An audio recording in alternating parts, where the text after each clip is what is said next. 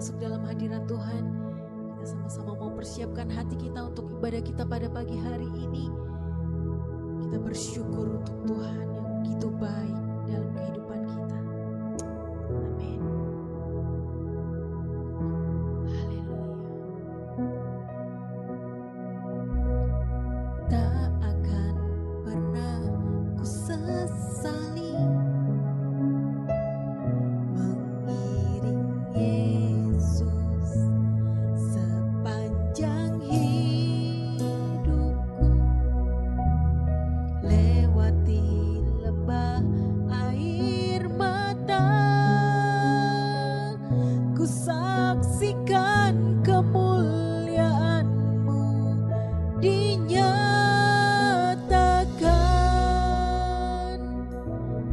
Berapapun harga yang harus ku bayar, ku kan tetap setia melayani, mengasihi-Mu, mengiring-Mu seumur hidupku. Janji-Mu kan tetap ku pegang teguh sampai ku dapat mahkota kehidupan.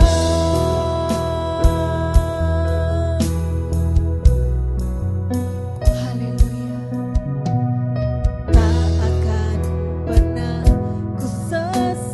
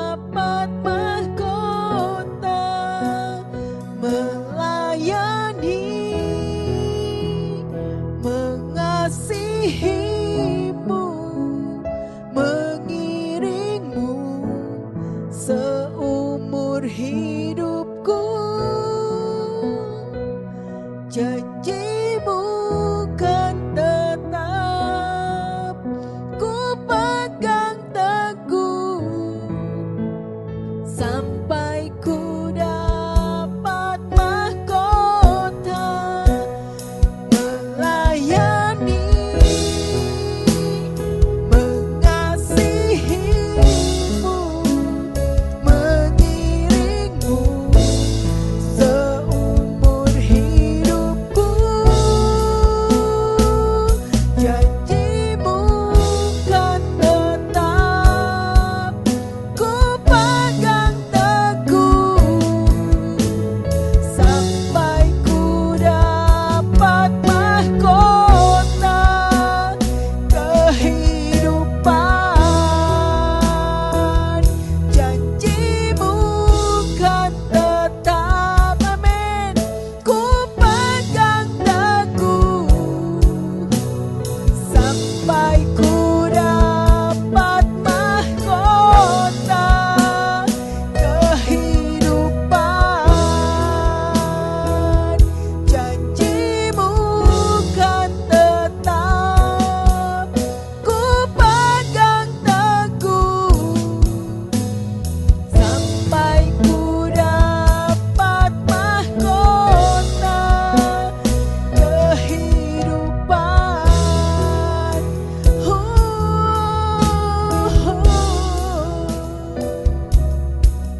Haleluya, haleluya, haleluya, haleluya, haleluya,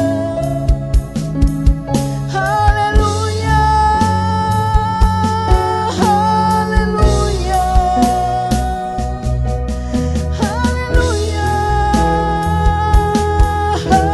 haleluya,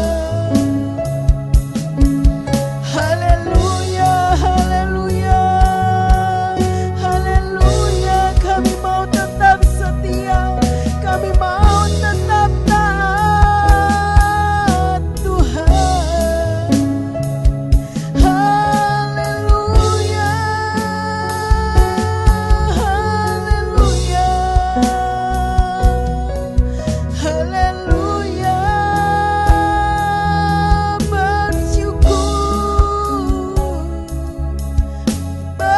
Bersyukur Tuhan. Haleluya, haleluya, haleluya, haleluya. Melayani, mengasihimu, mengiringmu seumur hidupku. Janjimu kan tetap ku pegang teguh sampai ku dapat mahkota melayani,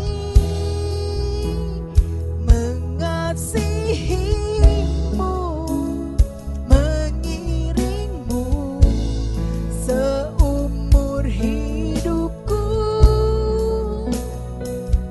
Janjimu kan tetap ku pegang teguh sampai ku dapat mahkota kehidupan.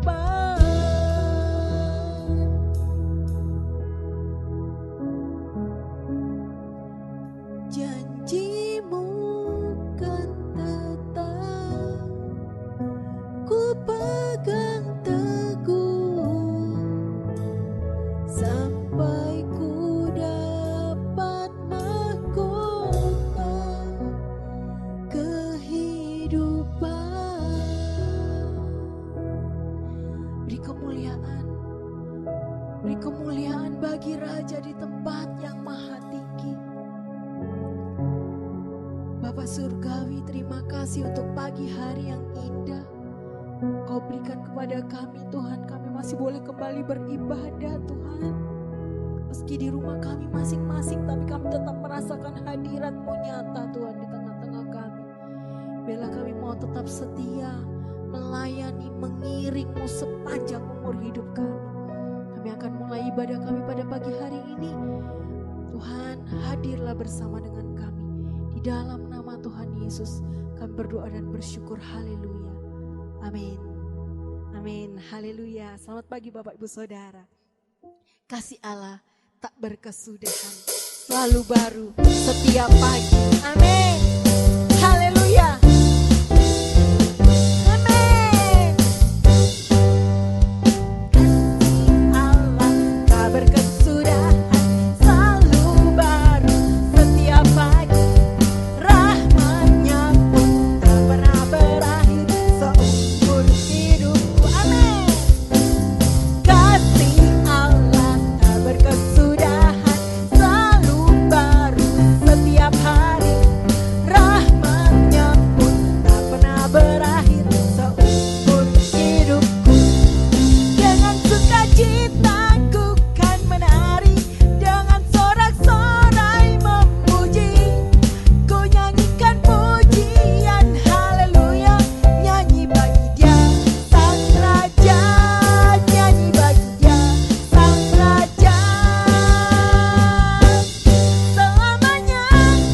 Haleluya.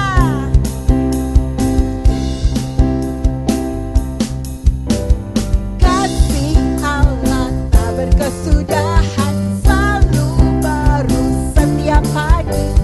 Rahmat-Nya tak pernah berakhir seumur hidupku. Amin. Kasih Allah tak berkesudahan, selalu baru setiap hari.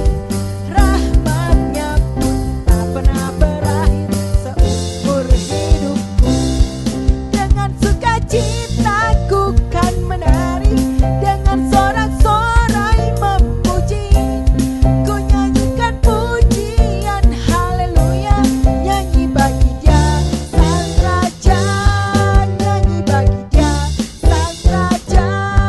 Dengan sukacita ku kan menari, dengan sorak-sorai memuji. Ku nyanyikan pujian haleluya, nyanyi bagi Dia Sang Raja, nyanyi bagi Dia Sang Raja selamanya. Haleluya. Amin. Puji nama Tuhan. Kita sedikit mau bersorak memuji Tuhan. Biarlah semangat kita terus berapi-api di dalam Tuhan. Amin Bapak Ibu Saudara. Kita sama-sama mau menyambut firman Tuhan. Biarlah kita pujikan, aku mengasihi Engkau Tuhan dengan segenap hatiku. Haleluya. Haleluya. Kami mengasihi-Mu Tuhan. Kami mengasihi-Mu Tuhan. Haleluya.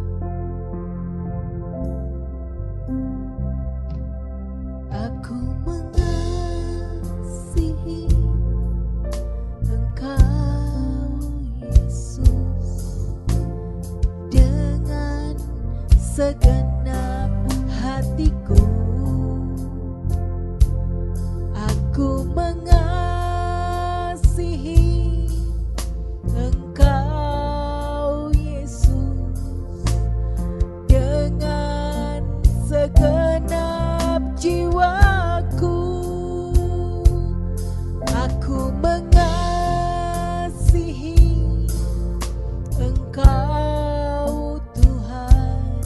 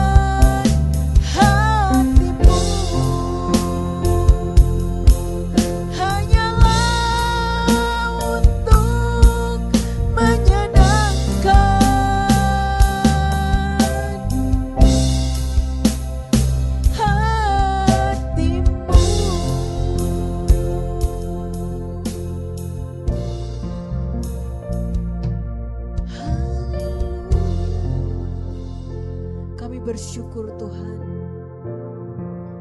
Pada pagi hari ini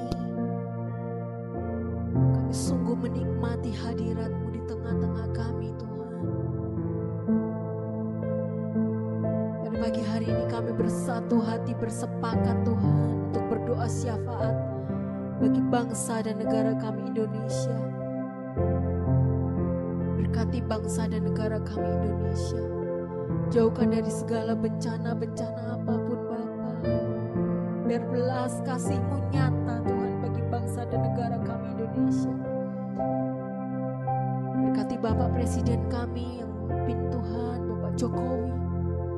Berkati Tuhan, beri kekuatan kepadanya Bapa. Melewati semuanya ini dengan Tuhan hikmat yang daripada Engkau. Kami juga berdoa untuk Tuhan, Kota Malang. Berkati Kota Malang Tuhan. Biar belas kasih-Mu juga Tuhan melingkupi Kota Malang Bapa. Terima kasih Bapa, terima kasih Yesus. Kami berkati juga Tuhan gereja kami di tempat ini Tuhan. Biarlah Tuhan berkat-Mu melimpah Tuhan bagi gereja-Mu di tempat ini. Setiap jemaat-jemaat-Mu yang ada Bapa, kami berdoa Tuhan. Biarlah Tuhan Kau juga akan mengurapi Tuhan jemaat-jemaat-Mu di tempat ini dalam setiap pergumulan-pergumulan yang ada. Biarlah Tuhan Kau menolong dan memimpin Tuhan. Terima kasih Bapa, terima kasih Yesus, terima kasih Roh Kudus. Terima kasih Tuhan, terima kasih. Jauhkan kami dari segala sakit penyakit apapun. Teristimewa Tuhan virus corona Tuhan. Jauhkan daripada kami Bapa di dalam nama Tuhan Yesus. Lingkupi kami dengan malaikat surgawi yang daripada Engkau. Jaga semua Tuhan umat-Mu Tuhan, jemaat-jemaat-Mu di tempat ini Bapa. Terima kasih Tuhan, terima kasih Yesus. Terima kasih Roh Kudus, terima kasih. Kami tahu Tuhan ada perkenanan-Mu Tuhan yang akan nyata bagi kehidupan kami masing-masing. Tuhan, kami akan Tuhan dengarkan sebagian daripada firman-Mu. Berbicaralah Tuhan, kami siap untuk mendengarkan. Beri Tuhan hikmat-Mu bagi Tuhan. Bapak Gembala kami akan membawakan firman-Mu. Terima kasih Bapak, urapi dia Tuhan. Terima kasih Bapak, terima kasih Yesus, terima kasih Roh Kudus. Di dalam nama Tuhan Yesus kami berdoa dan bersyukur. Haleluya. Amin. Puji Tuhan, Bapak Ibu Saudara sekalian, di dalam nama Tuhan Yesus Kristus. Hari ini hari yang berbahagia buat kita. Kembali kita masuk di dalam ibadah, saudara. Kita akan dengar firman Tuhan. Saudaraku, pada waktu saya sedang mengerjakan 1 Timotius, ada ayat yang membuat saya bertanya-tanya, yaitu 1 Timotius 6 ayat yang ke-6. Ayat ini saudara yang membuat saya bertanya, apakah yang dimaksud dengan ibadah? Apakah yang dimaksud ibadah dengan rasa cukup? Itu 1 Timotius 6 ayat yang ke-6, saya baca dulu. Memang ibadah itu kalau disertai rasa cukup memberi keuntungan besar. Nah saudara, ayat ini memang ibadah itu kalau disertai rasa cukup memberi keuntungan besar. Nah, yang menjadi pertanyaan saya adalah apa yang dimaksud dengan rasa cukup itu? Apakah rasa cukup itu adalah ucapan syukur atau rasa cukup itu apa? Nah, ini yang jadi hal. Tapi kita akan lihat keseluruhan apa yang dimaksud dengan ibadah di dalam ayat ini. Saudara, 1 Timotius ayat yang ke-6 ayat 6 terjemahan baru, memang ibadah itu kalau disertai rasa cukup memberi keuntungan besar. Di terjemahan IMB, tetapi ibadah yang disertai rasa puas, ditulisannya puas ya, rasa cukup diganti rasa puas, merupakan keuntungan yang besar. Tetap pertanyaan sama, apa yang dimaksud dengan ibadah yang puas, saudara? Lalu bahasa Inggrisnya, but godliness with contentment is great gain. Saudara, itu dikatakan godliness itu kesalehan sebetulnya ya. Kesalehan, saudara, dengan rasa puas ya, rasa cukup ya, keuntungannya besar. Itu yang kita lihat. Saya lihat di dalam Yunaninya juga, tetapi kesalehan dengan rasa cukup, adakah keuntungan yang besar? Semua hampir mirip saudara, kata rasa cukup. Tetapi kita coba melihat bagian ini supaya kita bisa mengerti apakah yang dimaksud dengan rasa cukup ini. Apakah ibadah itu? Sekarang kita mengecek kata ibadah ini. Apakah yang dimaksud dengan ibadah? Apakah ibadah itu sama dengan pemahaman kita? Apakah ibadah itu sama dengan persepsi kita? Oh, ibadah ini adalah berbakti, ibadah ini adalah di gereja dan sebagainya, saudara. Kata ibadah yang ditulis di sini itu bahasa Yunaninya eusebia, ibadah. Tetapi eusebia itu dari dua kata sebenarnya. Eu itu baik dan sebomai itu penghormatan. Inggrisnya reference, saudara. Itu yang ada. Orang yang mulia, referen atau mungkin yang termulia atau yang terhormat ya. Orang yang terhormat atau yang dihormati, saudara. Ini eusebia diterjemahkan kesalehan, saudara. Kesalehan.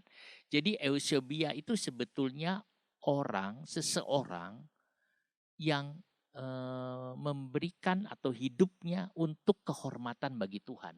Seseorang yang hidupnya untuk kemuliaan Tuhan. Seseorang yang hidupnya untuk kehormatan Tuhan. Nah, tetapi juga dibilang orang yang menghormati Tuhan. Nah, istilah menghormati Tuhan itu dipakai dengan arti menyembah kepada Tuhan. Jadi seseorang yang menyembah kepada Tuhan. Sehingga saudara, ibadah yang ditulis di dalam 1 Timotius 6 ayat 6 ini adalah hidup saleh, baik di gereja maupun di luar gereja, saudara. Jadi orang yang hidupnya saleh di dalam gereja ataupun di luar gereja. Ada orang, saudara, hidup saleh di rumah Tuhan, di ruang gereja, saudara. Dia seperti saleh tetapi suci, benar, tapi di luar, saudara, hidupnya itu tidak seperti waktu di dalam gereja. Seolah-olah, saudara, dia punya dua muka. Tidak begitu, saudara. Yang dimaksud dengan ibadah eusebia adalah hidup saleh. Baik di gereja, dia adalah seorang anak Tuhan. Di gereja, seorang yang hidupnya berkenan kepada Tuhan. Di luar gereja, itu juga sama berkenan kepada Tuhan. Dalam kesehari-harian, itu berkenan kepada Tuhan. Itu orang saleh. Jadi orang saleh adalah orang yang dekat dengan Tuhan. Nah, saudara, itu kita lihat satu pemahaman. Orang saleh, orang yang hidupnya melakukan kehendak Tuhan. Jadi apapun yang dikerjakannya dia untuk Tuhan, itu orang saleh, saudara. Jadi kita lihat ini orang saleh. Orang saleh adalah orang yang sikap hidupnya menghormati Tuhan. Jadi sikap hidupnya itu dia menghormati Tuhan. Dia tahu Tuhan ada, bukan hanya di gereja, tapi dalam setiap hidupnya itu, saudara, dia menghormati Tuhan. Sehingga dia tidak korupsi, dia tidak mencuri, dia tidak berbuat hal-hal yang melawan firman Tuhan. Dia hidup di dalam kemurahan atau di dalam penghormatan, saudara, dalam menghormati Tuhan. Orang yang hidupnya ingin menyenangkan Tuhan adalah orang saleh. Orang saleh itu dalam hidupnya hanya ingin satu, dia menyenangkan hati Tuhan karena dia percaya kepada Tuhan. Orang yang mengabdikan dirinya kepada Tuhan, seorang yang hidupnya dipersembahkan kepada Tuhan. Dia orang saleh tidak tertarik menjadi kaya, saudara. Orang saleh tidak tertarik untuk menjadi kaya. Oh, kekayaan diberikan, dia tidak tertarik. Sebab apa?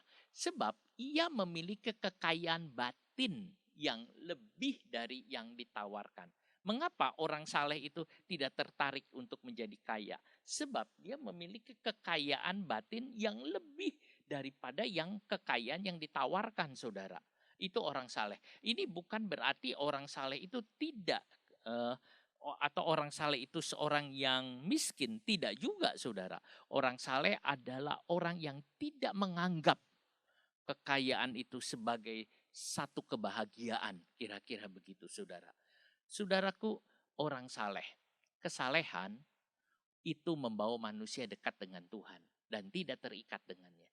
Kesalehan itu membawa manusia dekat dengan Tuhan. Membuat manusia seperti Tuhan. Membuat manusia itu, saudara, menjadi indah. Lalu kesalehan menuntun orang mencintai Tuhan dan melayani dia. Itu kesalehan. Saudara, dalam Alkitab banyak sekali kita menemukan orang-orang yang saleh. Misalnya Henok itu disebut orang yang saleh. Dia orang yang benar, orang yang saleh hidupnya. Dia disebut bergaul dengan Tuhan. Orang yang selama 300 tahun dia bergaul dengan Tuhan. Akhirnya Tuhan membawa dia naik ke sorga. Kita menemukan juga Nuh. Nuh disebut juga orang yang benar, orang yang saleh. Kalau saudara baca di dalam Alkitab, dikatakan Nuh orang yang saleh hidupnya, orang yang benar. Nah, saudara, itu kita lihat Kejadian 6 ayat 9, inilah riwayat Nuh. Nuh adalah seorang yang benar dan tidak bercela di antara orang sezamannya. Nuh tidak bercela, Nuh orang yang saleh, dan Nuh itu hidup bergaul dengan Allah. Orang-orang yang pergaulannya dengan Tuhan, orang-orang yang pergaulannya ada Ayub, saudara, orang yang saleh. Dia mengalami pencobaan, dia mengalami ujian, tetapi dia tetap percaya kepada Tuhan. Orang saleh adalah orang yang begitu pegang Tuhan baik-baik, saudara. Kita perlu menjadi orang yang saleh, saudara. Baik di gereja atau di rumah Tuhan, baik dalam pekerjaan apapun. Juga Paulus sama, saudara, mereka orang-orang yang begitu taat dan saleh pada Tuhan. Kita lari dulu ke 1 Timotius 4 ayat 7. 1 Timotius 4 ayat yang ke-7, kita lihat yang B, 1 Timotius 4 ayat yang ke-7, tetapi saya akan baca semua ayat dulu. 1 Timotius 4 ayat 7. Tetapi jauhilah tahayul dan dongeng nenek-nenek tua, latihlah dirimu beribadah. Latihlah dirimu beribadah. Latihlah dirimu beribadah. Kita singgung tentang ibadah. Ibadah itu latihlah dirimu ibadah.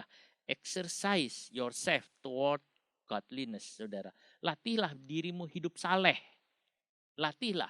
Jadi saudara, hidup saleh itu harus dilatih. Itu harus dilatih. Ini perintah dari Rasul Paulus kepada Timotius, anak muda, agar melatih dirinya untuk beribadah. Melatih dirinya untuk hidup saleh. Saudara, latihlah itu bentuk imperatif perintah. Paulus mengatakan latihlah. Bahasa Yunaninya gumnaso. Saudara tahu kata gym. Nah, gym itu saudara itu olahraga, tempat olahraga, tempat saudara senam, tempat saudara olahraga, itu namanya gym, saudara. Ini olahraga, tetapi yang dimaksud di sini adalah olahraga bagaimana menjadi orang yang saleh, saudara. Olahraga bagaimana menjadi orang yang beribadat. Latihan ini membutuhkan waktu jangka panjang, saudara. Kata gumnaso itu artinya latihan dengan jangka panjang, saudara. Supaya otot-otot rohani ini berkembang dan kuat. Tidak ada yang instan, saudara. Oh, aku ingin, lalu kemudian tiba-tiba jadi orang hebat. Aku ingin, lalu tiba-tiba dia menjadi orang yang betul-betul yang suci. Tidak ada instan, saudara. Semua ada latihan jangka panjang. Menjadi orang saleh tidak ujuk-ujuk, saudara, langsung jadi saleh. Tetapi itu bertahun-tahun, saudara. Dilatih sekali, latih sebulan, 2 bulan, terus tahun, terus jadi orang yang saleh, saudara. Itulah sebabnya memerlukan disiplin, saudara, untuk melatih diri menjadi orang-orang yang berkenan kepada Tuhan. Dan Tuhan ingin orang-orangnya itu meningkat terus di dalam kehidupan yang saleh dan suci itu. Gumnaso yang diterjemahkan latihan atau olahraga atau senam boleh, arti sebenarnya melepaskan yang melekat di tubuh. Jadi gomnaso itu artinya saudara yang kita kenal kata gym itu artinya melepaskan yang melekat di tubuh. Artinya tidak berpakaian, artinya melepaskan semua, saudara. Itulah sebabnya orang-orang, saudara, mereka berlari misalnya, atlet yang lari. Atlet zaman dulu, saudara, mereka lari. Mereka tidak berpakaian, ada kadang-kadang berpakaian yang sangat minim, saudara. Untuk apa? Supaya tidak ada beban yang mengganggu dia, sehingga dia bisa berlari dengan keras, saudara. Itu yang ada. Jadi saudara, ini latihan. Jadi gumnaso itu arti sebenarnya melepaskan, rileks, melepaskan. Jadi orang kalau misal olahraga, saudara, itu melepaskan semua. Sehingga setelah selesai olahraga itu tenang, rasanya itu enak semua saudara. Karena dia lepaskan semua, itu kira-kira saudara. Nah, senam itu juga melepaskan beban, buat.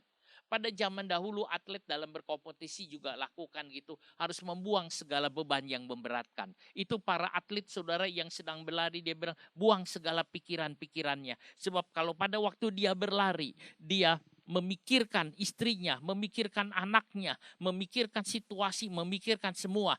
Maka dia tidak akan bisa berlari dengan keras. Maka dia akan berlari saudara sebisanya. Tetapi para pelatih mengatakan buang semua, buang beban, buang mental. Baik mental maupun yang menempel di tubuhnya, katanya lari gumnos. Itu kata gumnaso. Itu di dalam arti gym. Nah, saudara, demikian juga latihan rohani. Orang Kristen, demikian juga latihan rohani orang Kristen, saudara. Latihan ibadah, latihan hidup saleh. Saudara, lepaskan semua beban pikiran saudara. Pada waktu saudara menghadap Tuhan, lepaskan semua beban pikiran saudara. Saudara punya beban pikiran apapun, lepaskan, tanggalkan itu semua. Tanggungan-tanggungan saudara lepaskan semua. Saudara mengarah hidup saudara kepada Kristus. Biarkan saudara relax, biarkan saudara lepas semua beban. Dan saudara memikirkan, melihat kepada Kristus. Saudara, itu adalah latihan untuk kehidupan saleh kita. Latihan bisa di rumah atau di gereja. Jadi di dalam gereja saudara, jangan ada pikiran yang ada di rumah. Yang di dalam gereja saudara saat ada, jangan pikiran. Saudara yang sedang beribadah, jangan terpecah pikiran saudara. Misalnya saudara pengen ini, tidak saudara. Jangan. Saudara yang sedang mendengarkan firman Tuhan secara online, jangan saudara terpecah pikiran saudara. Coba saudara kalau ada yang mengganggu pikiran saudara, apa mungkin kan apa-apa yang akan mengganggu saudara, disingkirkan lebih dulu. Kita fokus kepada Allah. Latih untuk hal itu. Juga jangan terganggu saudara, jangan terganggu. Jika ada gangguan yang ada di sekitarnya, kita tidak mau terganggu. Saudara, itu latihan. Kita latihan. Seandainya ada gangguan, kita jangan terganggu. Bukan kadang saudara ada situasi yang membuat kita tidak berkuasa, tetapi itu mengganggu kita. Sehingga kita tidak bisa berkata, diam kamu, aku terganggu. Oh berhenti kamu. Tidak saudara, tetap itu ada. Tetapi kita jangan terganggu saudara. Boleh ada gangguan di sekitar kita, tapi kita tidak terganggu saudara. Kita tetap fokus, kita latih itu saudara, kita latih itu. Bahwa kita tidak terganggu oleh apapun yang ada di sekitar kita. Latihan atau olahraga itu artinya mendisiplinkan tubuh. Saudara, apa artinya olahraga? Olahraga bukan bergerak saudara. Olahraga kita menggerakkan tubuh, bukan. Olahraga itu artinya sebetulnya mendisiplinkan diri, mengatur tubuh supaya sehat, mendisiplinkan diri saudara. Jadi diri ini disiplin saudara, itu yang ada. Itulah sebabnya di dalam latihan saudara, itu ada disiplin yang ketat saudara. Misalnya seseorang ingin otot-ototnya kuat, seseorang ingin menang di dalam perlombaan, seseorang ingin menang di dalam kompetisi apapun, dia akan mendisiplinkan diri. Olahraga rohani juga begitu, melepaskan diri dari segala pergaulan, dari segala kebiasaan, kecenderungan yang menghalangi untuk hidup saleh. Saudara, apa latihannya dalam olahraga rohani? Kalau di dalam pergaulan saudara, atau di dalam kebiasaan atau dalam kecenderungan itu menghalangi untuk hidup saleh, menghalangi saudara untuk hidup suci, saudara harus bisa melepaskan diri dari hal itu. Melepaskan diri dari pergaulan, melepaskan diri dari kebiasaan, melepaskan diri dari kecenderungan yang menghalangi untuk hidup saleh. Lepaskan itu, saudara, itu yang ada, baru bisa. Disiplin kerohanian itu penting untuk hidup yang saleh. Supaya kita bisa sesuai dengan kehendak Allah. Saudaraku, kita disiplin hidup kita, disiplin rohani kita. Gumnaso itu latihan yang ketat. Gumnaso itu sebetulnya latihannya ketat sekali saudara. Seperti orang yang sedang menghadapi lawan atau kompetisi. Ketat sekali, gigih dalam jangka waktu yang lama. Sehingga tubuh itu terbentuk. Tubuh ini terbentuk. Tidak ada yang instan. Ada orang saudara mengatakan, aku mau mempunyai tubuh yang kuat, aku mempunyai otot-otot yang baik. Lalu dia latihan, cuman saudara sekali, lalu dia berkata, aku sudah. Oh tidak saudara, tidak cukup sekali, tidak cukup sebulan, tidak cukup beberapa bulan. Bisa-bisa bertahun-tahun baru terbentuk saudara. Nah itu latihan, itu yang dinamakan gumnaso saudara. Otot rohani kita juga harus kuat saudara. Dan itu tidak butuh sehari saudara langsung ke gereja seharian, tinggal di gereja satu harian sudah kuat, tidak saudara, tapi itu membutuhkan waktu dan bertahun-tahun, dan saudara akan kuat di dalam rohani saudara. Tapi itu saudara harus jaga ketat di dalam latihan-latihan itu. Yosefus seorang bapak sejarawan dari orang Yahudi berkata, prajurit Roma itu dilatih dengan ketat seperti menghadapi perang. Jadi saudara, latihan itu saudara bukan sekedar main-main, seperti perang sungguhan. Jadi kalau dia megang senjata itu seperti perang sungguhan saudara. Sehingga waktu pertempuran terjadi dia udah biasa. Kekristenan pun demikian. Saudara berdoa seperti menghadapi masalah. Walaupun saudara tidak ada masalah. Saudara memuji Tuhan seperti saudara di dalam sesuatu yang mungkin saudara tidak akan bisa memuji Tuhan lagi. Saudara nyanyi dengan sungguh, saudara melayani Tuhan, saudara mempersiapkan. Bahkan ada orang mengatakan, aku mempersiapkan khotbahku seperti ini khotbah terakhir. Seperti ini khotbah yang terakhir. Artinya saudara, dia mempersiapkan khotbahnya itu begitu baik, begitu sungguh-sungguh. Apakah ini khotbah terakhir aku, saudara? Untuk mencapai target pelatihan saudara, itu harus disertai juga dengan makanan-makanan yang sehat saudara. Ada makanan-makanan ini yang sehat saudara. Itu yang ada. Ibrani 5 ayat 14.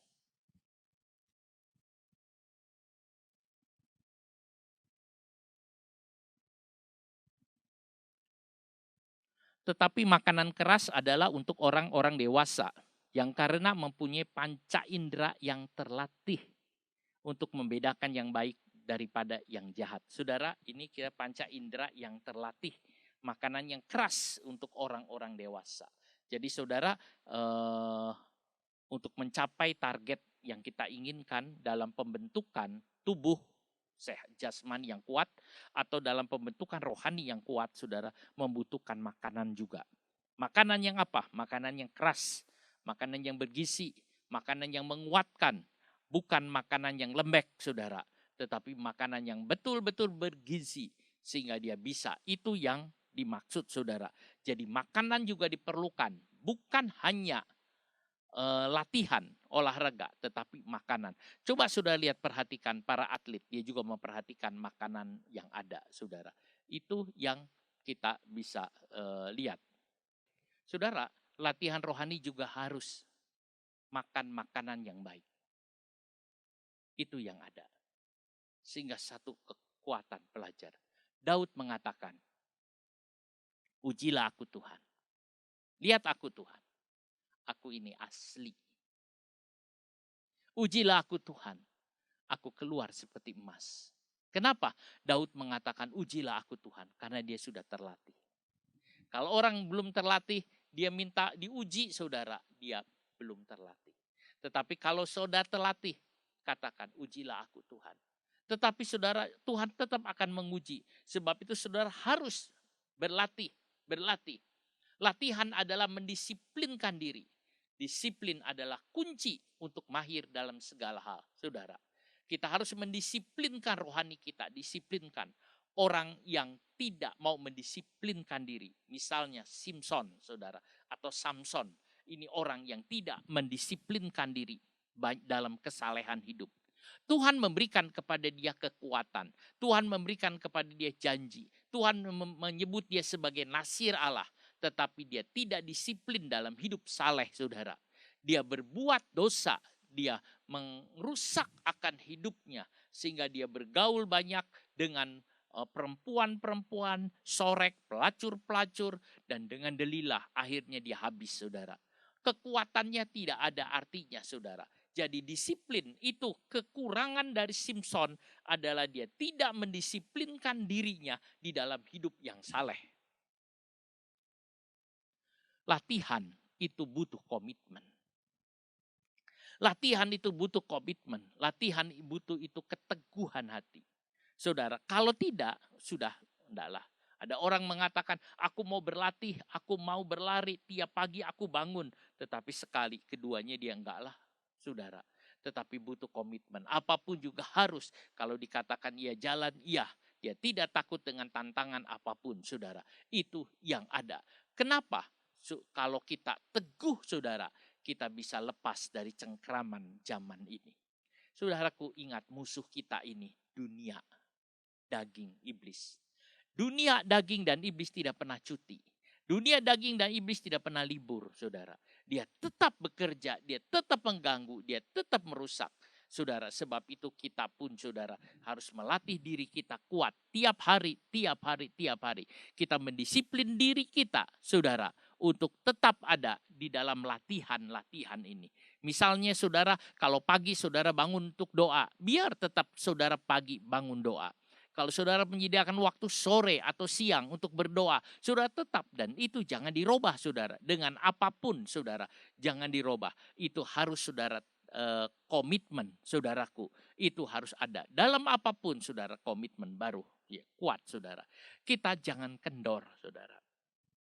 Kadang-kadang ada orang yang kendor, ada orang yang lemah. Kalau kendor, saudara, itu latihannya susah. Saudara lihat, saudara, alat musik. Kalau saudara punya gitar dikendorkan, saudara bunyikan, tidak baik.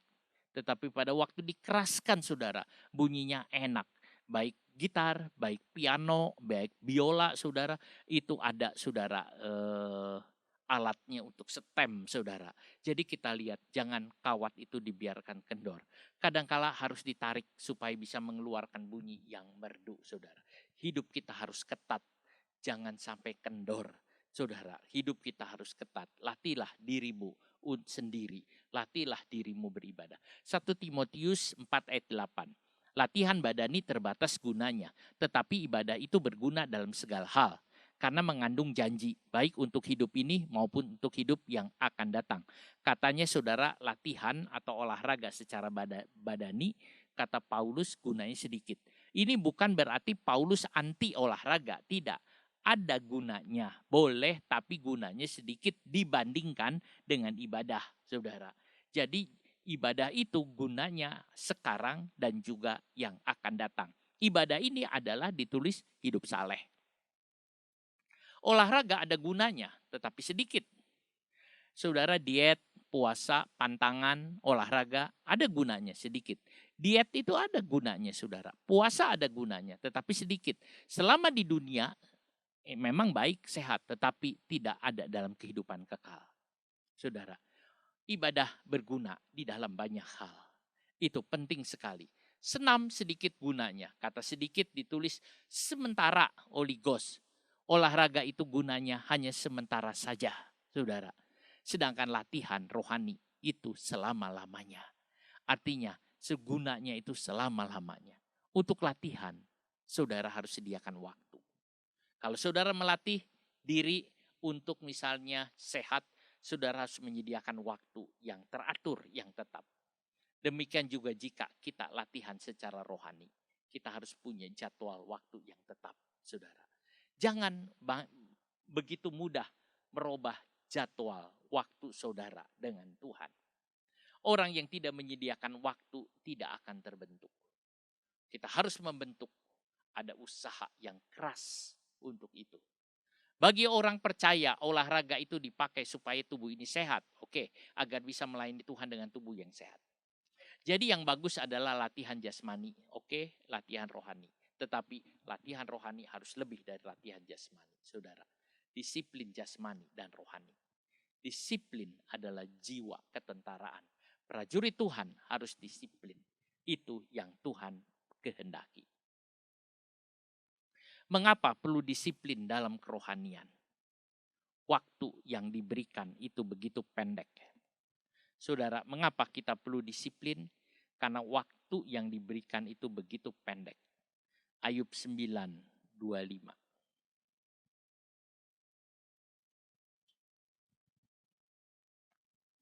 Hari-hariku berlalu lebih cepat daripada seorang pelari, lenyap tanpa melihat bahagia.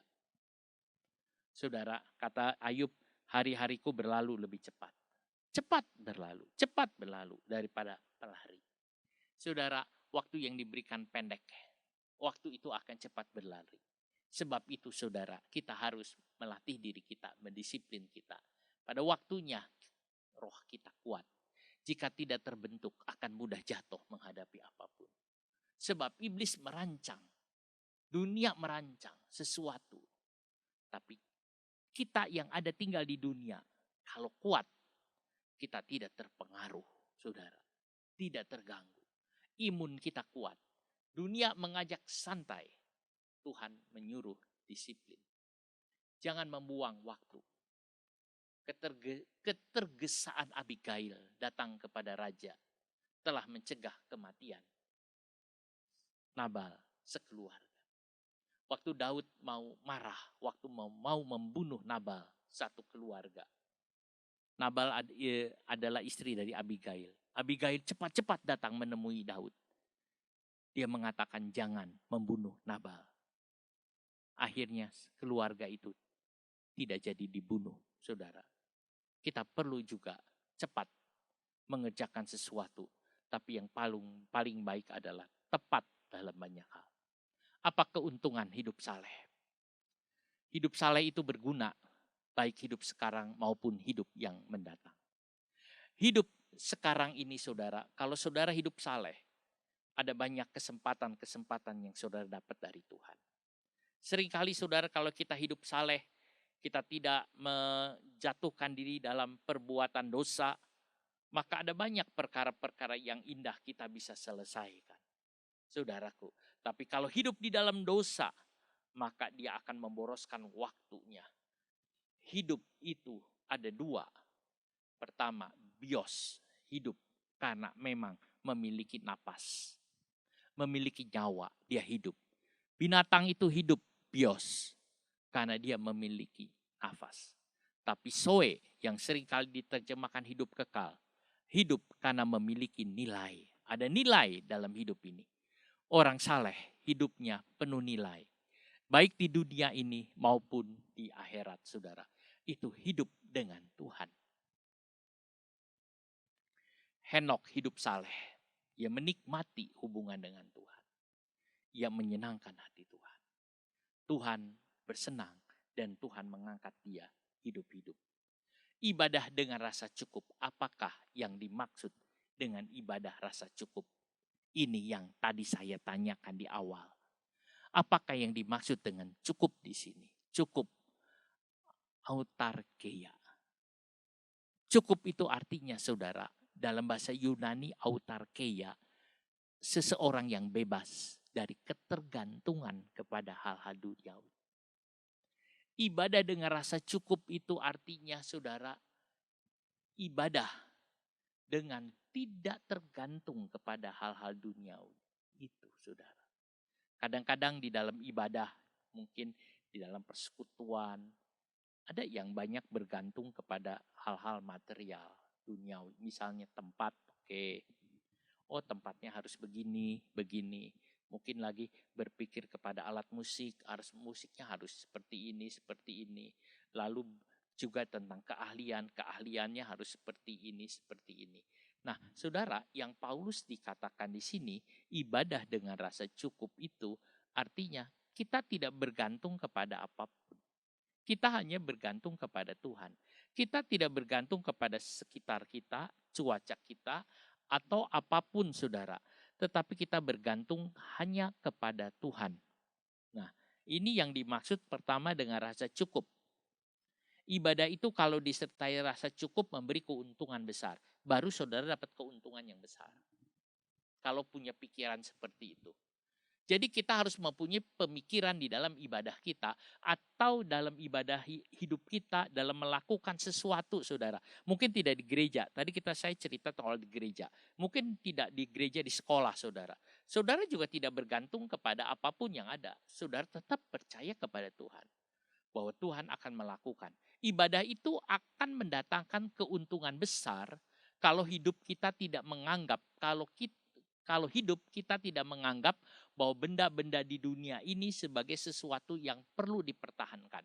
Saudara, ibadah dengan rasa cukup itu kalau kita mengatakan ini nggak boleh ya, aku pertahankan ini, saudara. Seolah-olah ini sesuatu yang harus dipertahankan. Tetapi saudara, ibadah dengan rasa cukup itu betul-betul kita lepas kepada Tuhan, saudara.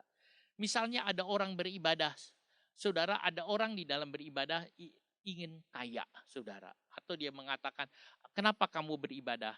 Aku ingin menjadi orang yang kaya, aku ingin menjadi orang yang diberkati Tuhan, aku pengen menjadi orang yang seperti ini. Saudara, tidak begitu. Itu ibadah tidak demikian. Saudara, supaya saudara dapat keuntungan besar. Supaya Tuhan, ada orang beribadah supaya Tuhan setuju dengan programnya, dengan dirinya. Tuhan, aku mintain kau setuju ya, aku minta setuju. Tidak juga, saudara. Ibadah dengan rasa cukup itu artinya saudara, dia bebas daripada keinginan. Bebas daripada sesuatu. Dia hanya satu, saudara. Dia ingin datang kepada Tuhan. Sungguh kepada Tuhan. Dekat kepada Tuhan. Ibadah, saudara, yang model-model supaya ingin ini, ingin itu. Ibadah itu tidak akan mendatangkan keuntungan apapun. Ibadah dengan rasa cukup artinya memiliki rasa puas. Puas, saudara. Puas siapa? Puas dengan Tuhan. Jadi saudara, walau apapun dialaminya, dia tetap puas. Oh, gini ya puas. Karena dia percaya penuh kepada Tuhan. Karena dia bersandar. Sebab percaya bahwa Tuhan sanggup melakukan segala hal. Dia katakan dia sanggup. Tuhan percaya Tuhan sanggup melakukan segala hal. Saudara, itu rasa cukup. Autarkeia, rasa cukup. Ini adalah seseorang yang hidupnya tidak bersandar kepada siapapun kecuali Tuhan. Jadi saudara, ibadah dengan rasa cukup adalah ibadah dari orang-orang saleh. Orang saleh adalah orang yang hidupnya cukup dan rasa bahagia. Itu karena dia tidak bersandar kepada siapapun. Dia hanya bersandar kepada Tuhan. Contohnya siapa? Daniel. Daniel tidak bersandar kepada manusia, Daniel tidak bersandar kepada raja. Pada waktu dikatakan tidak boleh berdoa, Daniel tetap berdoa. Itu orang saleh, itu orang yang beribadah dengan rasa cukup, saudara. Itu adalah Daniel. Kenapa? Kalau kamu tidak mau minta kepada raja, kamu akan dimasukkan ke dalam lubang singa. Tidak berpikir lubang singa itu menakutkan buat Daniel. Tidak terpikir untuk semua. Karena saudara, dia begitu percaya kepada Tuhan. Dia tidak memikirkan mau dapur api, mau gua lubang singa. Dia tidak pusing, saudara. Sebab dia yakin pada waktu dia masukkan ke lubang singa, tidak ada, saudara, singa yang makan dia. Itu yang ada, saudara. Dia udah bebas dari segala apa yang ada, saudara. Itu orang yang puas, yang cukup, saudara. Dalam ibadah, jangan menempatkan diri bersandar kepada siapapun. Misalnya pertolongan orang lain. Tuhan pakai dia untuk menolong saya. Harus bebas dari itu. Tidak juga, saudara. Itu yang ada. Jadi saudara, untuk mencapai itu tetap kembali kita butuh disiplin dan latihan rohani. Nah, saudara, latihlah dirimu, saudara. Ibadah itu puas dengan Tuhan saja. Jika ibadah dihubungkan dengan kesalehan, maka setiap hari hidup kita harus merasa puas dengan Tuhan. Hal ini akan menguntungkan kita, baik sekarang maupun yang mendatang. Kata Alkitab, untung yang besar, saudara. Sebab apa? Tuhan itu penuh dalam kita. Kita satu dengan Tuhan. Puas dengan Tuhan, sehingga tidak ada rasa iri melihat orang lain memiliki apapun, saudara. Kalau kita lihat orang lain, tetangga kita, teman kita, oh punya ini, kita tidak merasa iri, saudara. Kita tidak merasa, oh dia kok begini, oh dia kok begini. Tidak, saudara. Dia banyak kok nggak bagi-bagi kepada saya. Tidak, saudara. Dia puas dengan Tuhan. Ada orang mengatakan, saudara, waduh kamu punya ini kok aku nggak dapat bagian. Tidak juga, saudara. Orang itu tidak ada rasa iri. Bahkan dia senang melihat orang lain itu mengalami kesenangan, saudara. Puas dengan Tuhan. Ini orang yang merasa dalam ibadahnya dia merasa cukup dan puas. Ini orang berbahagia baru. Waktu Wurmbrand dia bawa ke New York, saudara. Dia diajak jalan, dia itu belum pernah lihat kota yang besar. Karena 15 tahun dia ada di penjara di Rumania. Saudara, karena Injil. Dia seorang yang tidak melihat hal-hal seperti itu. Pada waktu dibawa ke New York, saudara, itu satu tempat yang besar, yang mewah, dibawa ajak jalan-jalan di mall, dia lihat semua. Terus dia berpikir, aku bisa hidup tanpa ini semua. Itu artinya Wurmbrand, seorang yang puas dengan Tuhan, orang yang cukup. Kalau saudara puas dengan Tuhan, saudara akan berkata juga, aku dengan segala macam materi yang ada di dunia ini, aku bisa hidup. Aku bisa hidup dengan tidak ada ini semua. Saudara, itu orang yang puas dengan Tuhan. Apakah saudara bisa berkata dengan itu? Kalau saudara merasa puas dengan Tuhan, saudara akan mengatakan juga hal yang sama. Bahwa dengan semua yang ada ini, aku juga bisa hidup. Dan aku puas dengan Engkau Tuhan. Bebas. Puas itu saudara, bebas dari ketergantungan kepada orang lain. Sebab ia percaya bahwa Tuhan telah memenuhi kebutuhannya. Dia tidak tergantung, saudara, kepada siapapun. Orang Kristen bebas. Orang Kristen harus menjadi orang yang bebas. Orang Kristen harus menjadi orang yang merdeka. Orang Kristen adalah orang yang hanya bergantung kepada Allah saja. Orang Kristen bebas karena hidupnya telah dipuaskan oleh kasih karunia Allah. Allah telah memuaskan saudara. Kita puas sebab Tuhan memberi kita terus-menerus kekuatan. Kepuasan adalah harta yang tidak ada habis-habisnya, saudara. Kepuasan bukan berasal dari kekayaan, tetapi dari sedikit keinginan untuk menjadi kaya, saudara. Kekayaan yang terbaik adalah tidak menginginkan kekayaan. Itu kata Thomas Brooks, saudara. Kekayaan yang terbaik adalah tidak menginginkan kekayaan. Apakah kekayaan itu, saudara? Kekayaan yang terbaik adalah tidak menginginkan kekayaan. Orang kaya, kalau masih ingin kaya, dia bukan orang kaya. Tapi orang yang kaya adalah orang yang tidak menginginkan kekayaan. Itu adalah orang kaya. Tetapi dia memiliki kekayaan batin yang penuh, saudara. Kekayaan batin yang puas. Saudaraku, ini yang kita bisa lihat. Jadi saudara, ini kekayaan. Mari saudaraku, kita puas dengan Tuhan. Kita akan menyanyi satu nyanyian. Ku sungguh puas, puas dengan Yesus. Ku sungguh puas, puas dengan Dia. Kebahagiaan Dia berikan. Puji Tuhan, ku puas. Ku sungguh puas, puas dengan Tuhan. Saudara, kata kebahagiaan juga, ini bisa ditulis dengan keperluan Dia berikan. Tapi memangnya saya tulis kebahagiaan di sini. Jadi saudara bisa nyanyi keperluan atau kebahagiaan. Buat saya tidak ada masalah. Kita akan menyanyi nyanyian ini.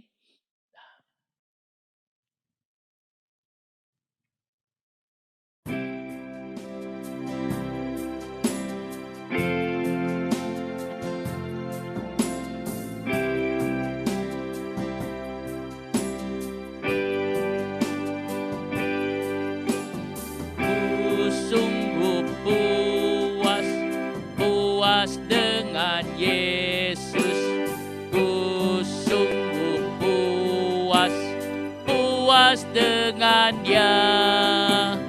Kebahagiaan Dia berikan, puji Tuhan, ku puas, ku sungguh puas, puas dengan Dia. Ku sungguh puas, puas dengan Yesus, ku sungguh puas, puas dengan Dia. Keperluan Dia cukupkan, puji Tuhan, ku puas, ku sungguh puas, puas dengan Dia. Saudara, puas ini tadi yang diterjemahkan cukup. Nah, saudara, puas ini artinya saudara tidak terganggu dengan apapun. Puas ini artinya saudara melihat sekitar yang ada, saudara bisa berkata, aku bisa hidup tanpa ini semua. Puas ini artinya saudara tidak bergantung kepada orang lain dan bergantung kepada Tuhan. Puas ini artinya saudara mengatakan, apa yang Tuhan berikan itu cukup bagiku. Karena Tuhan itu memberikan dengan yang cukup. Itu puas. Biar saudara puas dengan Tuhan. Apapun saudara ingin tahu apa artinya orang yang kaya, orang yang berbahagia. Orang kaya adalah orang yang tidak menginginkan kekayaan. Karena kenapa? Karena dia diberikan oleh Tuhan kepuasan. Puas dengan Tuhan. Biar kita mau puas dengan Tuhan. Ku sungguh puas, puas dengan Yesus. Ku sungguh puas, puas dengan Dia.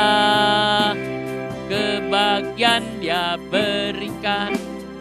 Puji Tuhan, ku puas, sungguh puas, puas dengan Dia. Ku sungguh puas, puas dengan Yesus. Ku sungguh puas, puas dengan Dia.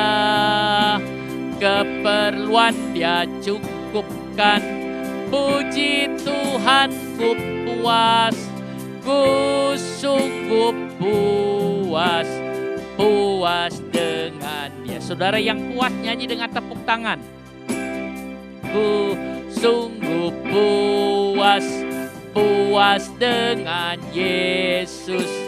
Ku sungguh puas, puas dengan Dia. Kebahagiaan Dia berikan. Puji Tuhan, ku puas, ku sungguh puas, puas dengan Dia.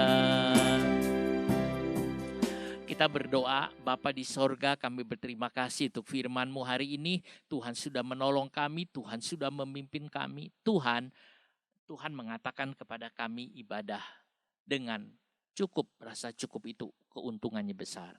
Dan kami sudah tahu itu adalah kepuasan dari Engkau yang membuat kami tidak bergantung kepada siapapun, tidak bergantung kepada orang lain, tidak bergantung kepada benda, tidak bergantung kepada yang benda-benda apapun, sehingga bisa hidup tanpa itu semua. Dan Dia mengatakan puas, dan orang yang hidup saleh dalam seperti itu, hidup saleh di dalam mengatakan bisa hidup tanpa segala sesuatu yang ada di dunia ini, itu adalah orang yang beruntung besar, untungnya besar. Dia akan mengalami keuntungan yang luar biasa dari Tuhan. Karena Tuhan akan memberikan banyak hal. Ajar kami Tuhan Yesus untuk bisa mengerti firman-Mu ini. Bahwa hidup kami adalah hanya Engkau saja. Terpujilah akan nama-Mu Bapa. Terima kasih untuk kebenaran hari ini. Terima kasih Tuhan Yesus, tanamkan firman-Mu di dalam hidup kami. Tuhan, ajar kami untuk melatih diri kami, mendisiplin diri kami, menjadi orang yang tekun atau taat di dalam Engkau. Terima kasih banyak Bapa. Kami mau akhiri ibadah ini Tuhan Yesus. Kami berdoa Tuhan, kami mohon berkat Tuhan turun atas anak-anak-Mu. Berkati pekerjaannya, berkati pendidikannya, berkati keluarganya, berkati semua ya Tuhan. Terima kasih banyak Bapa. Hamba-Mu mohon Tuhan, curahkan berkat-Mu. Curahkan berkat-Mu Tuhan. Karena kami tahu Tuhan, tanpa berkat-Mu kami tidak bisa hidup. Bapa di sorga, terima kasih. Tuhan Yesus, terpujilah akan nama-Mu. Terima kasih. Haleluya, haleluya. Saudaraku yang kekasih dalam nama Tuhan Yesus Kristus. Pulanglah dengan membawa berkat. Kasih karunia dari Tuhan Yesus Kristus. Kasih dari Allah Bapa. Dan persekutuan dalam Roh Kudus menyertai saudara sekalian. Mulai sekarang sampai selama-lamanya. Demi nama Tuhan Yesus. Amin. Kita nyanyi-nyanyian menang besar di pihak kita. Menang besar di pihakku, menang besar di pihakku. Tuhan peranggantiku, ku berdiam juga. Menang besar di pihakku, menang besar di pihakku, menang besar di pihakku. Tuhan peranggantiku, ku berdiam juga. Menang besar di pihakku, menang besar di pihakku, menang besar di pihakku. Selamat siang saudara-saudara, selamat hari Minggu. Tuhan memberkati saudara sekalian. Amin.